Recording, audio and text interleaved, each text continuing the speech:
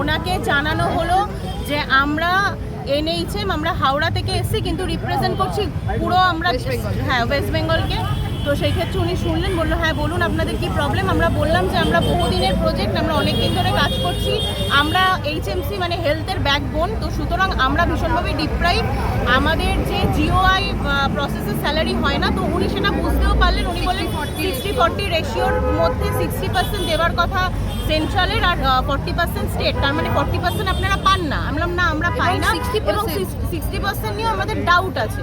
বললো হ্যাঁ ঠিক আছে আমরা জানি এটা, আপনারা আমরা প্রথমেই দাবি জানিয়েছিলাম যে আমাদের স্থায়ীকরণে, কিন্তু উনি বললেন এটা বিজেপির 15 দিনের সরকার, 15 দিনের সরকারে আপনারা স্থায়ীকরণ এভাবে বলতে পারেন না, কারণ হচ্ছে কি নতুন রিক্রুটমেন্ট তাহলে আটকে যাবে।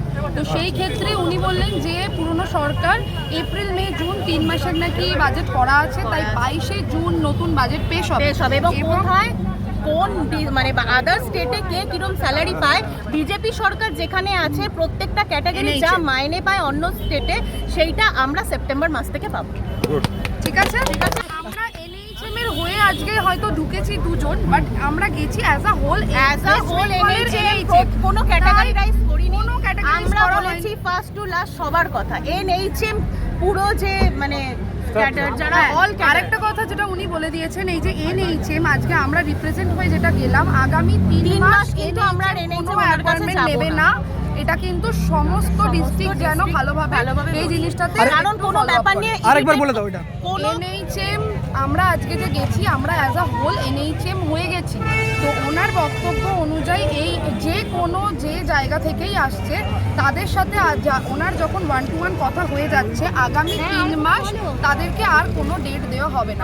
তাই প্রত্যেক ডিস্ট্রিক্টকে বলা যে আমরা যেহেতু কথা বলেছি সবার হয়ে বলেছি, সুতরাং কোনোভাবে আর ওনাকে ইরিটেট করার দরকার নেই। 3 মাস, এবং যেহেতু এনএইচএম এটা উনি খুব ভালোভাবে জানেন, এনএইচএম এর কিছু একটা ব্যবস্থা উনি ঠিকই সেপ্টেম্বর উনি উল্লেখ করে দিয়েছেন যে সেপ্টেম্বর থেকে যে জায়গার বেতন সব, এই ওয়ার্ডটা উনি ইউজ করেছেন, সেই জায়গার বিজেপি সরকার যেখানে যেখানে আছে সেই অনুযায়ী ক্যাটাগরিলি আপনারা সেই বেতন পাবেন, ক্যাটাগরিরাইজ করে।